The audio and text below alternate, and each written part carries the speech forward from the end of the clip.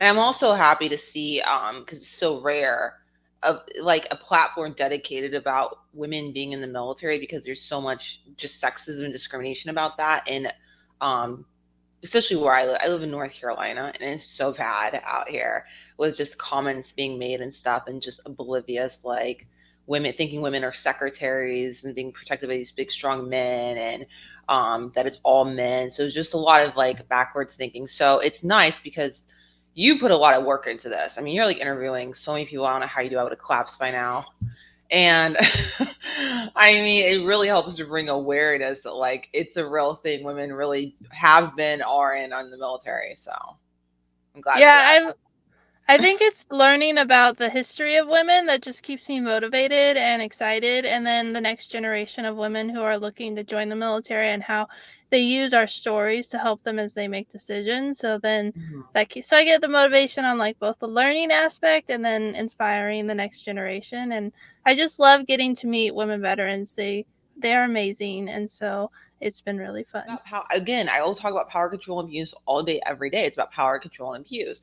When you're able to just use one word to shut a conversation down. And that's exactly what that does. That's a power move right there.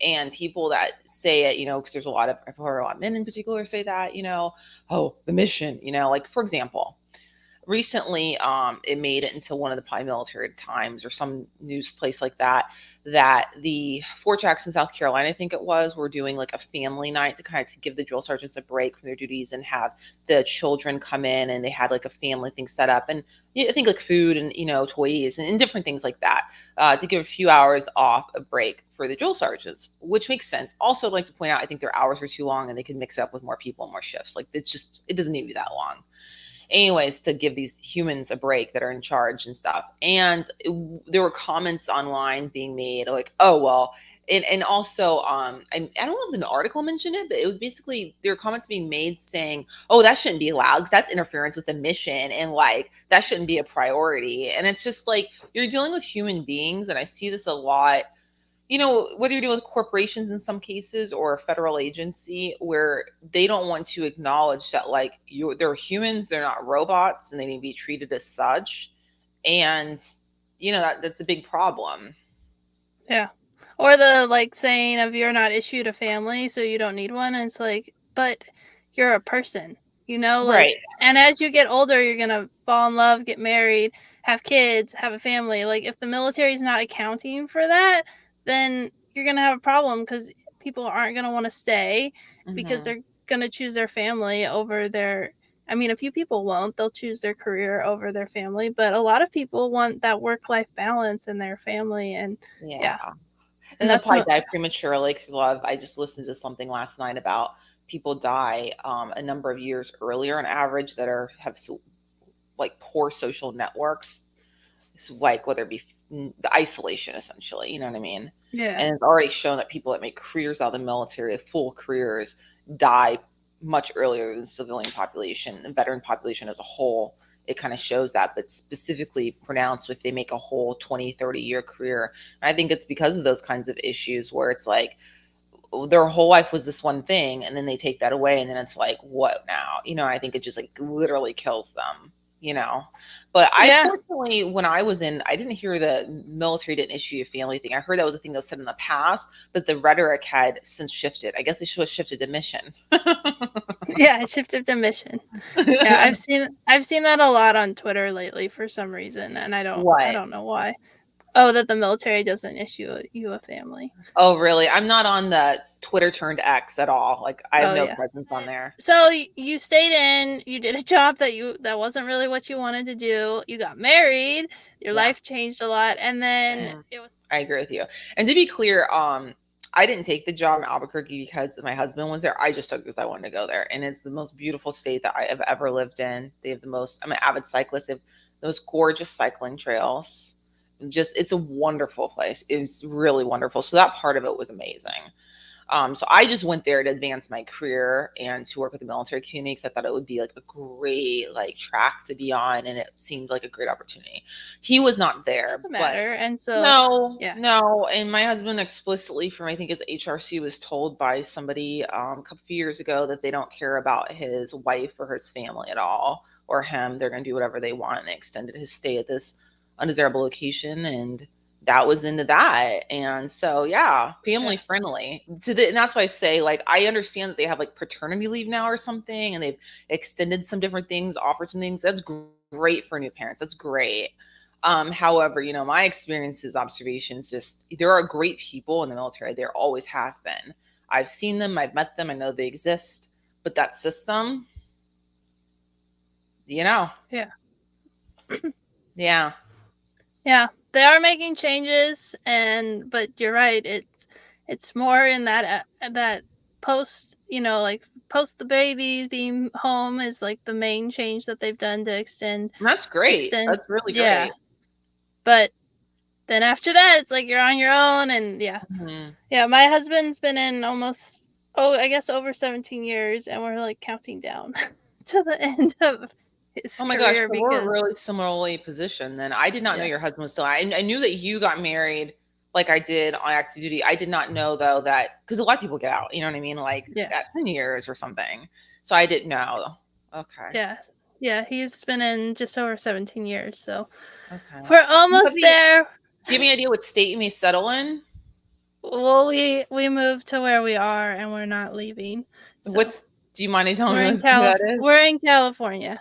Oh, okay, you're in California. Okay, we're clear across the country from each other. So I'm in North Carolina, and so I just became a resident here, like, and I'm planning on staying. And it's not that I wanted to, honestly. North Carolina, no offense to everyone who listens to this, it's my least favorite state I've ever lived in, honestly. I've got roots here now because of just being here off and on through the years, and it would just not be really great for my well-being to like try to do a total do-over to different states. We kind of already work through those things, and it'd just be a nightmare.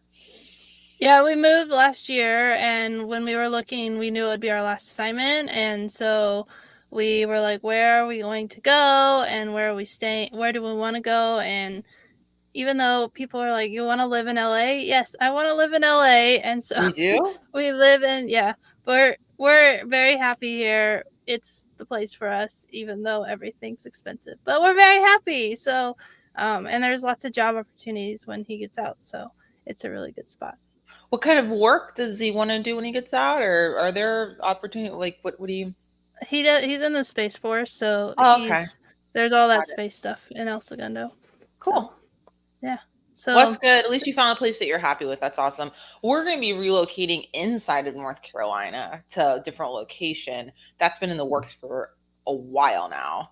Because I do think I'd be much happier in a couple of different locations. So we're looking at right now Winston-Salem, North Carolina, and Jacksonville, North Carolina, right by Camp Lejeune. I actually favor the Camp Lejeune one because I'm just so used to the military.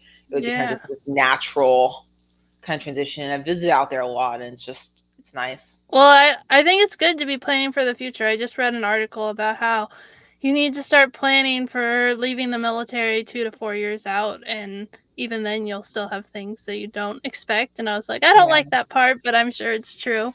But yeah. You also wrote a book, right? So what inspired you to write your book? So basically, Veterans Affairs Whistleblower Retaliation is what inspired it, because I thought this story is so crazy. This needs to be documented.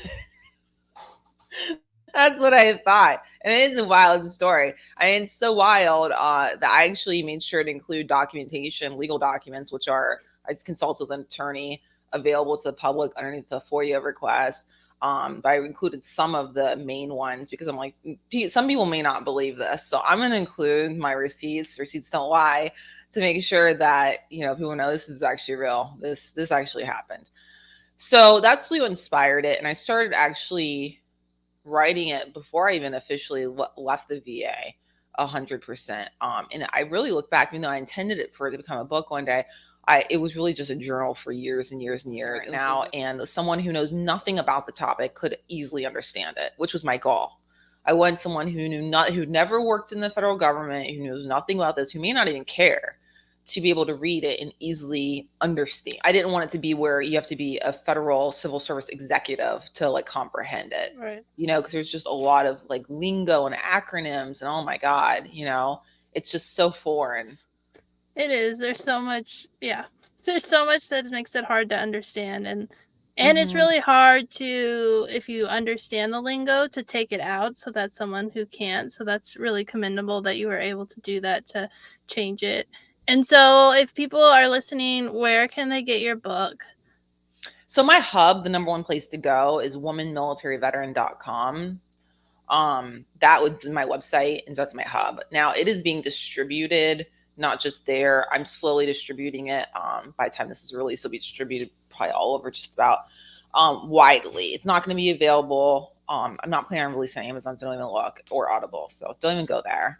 But everywhere else, so even libraries. So even if you like want to check something out, audiobook, ebook, but the ebook, audiobook specifically, are going to be available in libraries and everywhere books and audiobooks are sold. Okay. So that's good to know. This is not my first book I've written. Typically I write happier topics like about health and wellness. You know, it's kind of more my genre in the past. This one in particular, you know, it's the most important book I've ever written. I really feel it's the most important work that I've ever done to date, just in general, my whole life. Yeah. So the link to your blog will be in the show notes in case someone didn't catch it and they want to go find it. Cool. So do you have any advice for someone who's considering joining the military? Yeah, I mean, the best advice I could give, because I avoid recommendations or telling anyone what to do or what not to do, is just to make sure that you're making a fully informed decision, that you're actually doing your own research, getting your own facts from independent, verifiable sources, not propaganda from the government, because that's what you're going to get. And that you're really at peace with that decision, so that you're come in with your eyes wide open about it, whatever your decision may be. That is the first thing I would say. You know, the internet is the best it's ever been. It's only going to get better, probably. Love the good things about the internet, and to just utilize technology to make sure that you're able to, you know, be fully informed. Yeah. I think being informed is so important. Asking the right questions, knowing what questions to ask, and thinking about your future and why you want to do it, and then what you want to get out of the military, because the military sure wants to get something out of you. So you need to know what you're going to get out of it on the other side. So thank you so much for being a guest, for sharing your story, for the work you're doing, and telling your story as an author. I'm glad that we got connected and got to do this interview. Thank you. Appreciate your time.